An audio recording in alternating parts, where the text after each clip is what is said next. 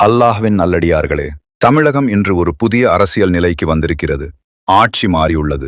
பலர் ஜெயித்திருக்கிறார்கள், பலர் தோற்றிருக்கிறார்கள்.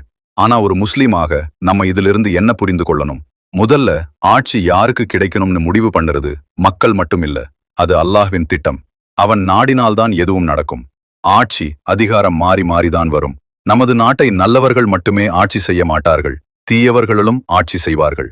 மறுமை நாளின் அடையாளம் தகுதி இல்லாதவர்களிடம் ஆட்சி ஒப்படைக்கப்படும் என்று நபி ஸல்லல்லாஹு அலைஹி வஸல்லம் கூறியுள்ளார்கள். இதுவும் அல்லாஹ்வின் சோதனைதான்.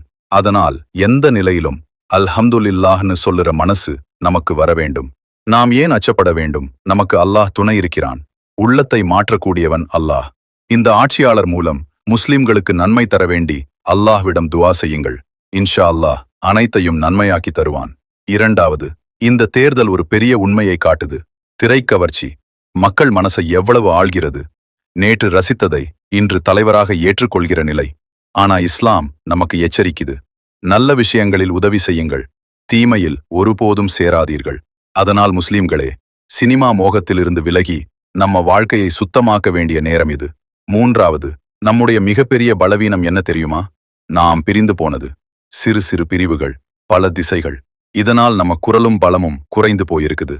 நாம் ஒன்றிணைந்தால் நம்ம குரல் வலிமையாகும், நம்ம மரியாதை உயரும், நம்ம பாதுகாப்பு உறுதியாகும். இறுதியாக, நம்ம நம்பிக்கை அரசியல்வாதிகள் மேல் இல்ல, அல்லாஹ்வின் மேல்தான் இருக்கணும். அல்லாஹ் நமக்கு நல்லதை தருவானாக. நம்மை ஒன்றிணைக்கட்டும், நல்ல வழியில் நடத்தட்டும். ஆமேன்.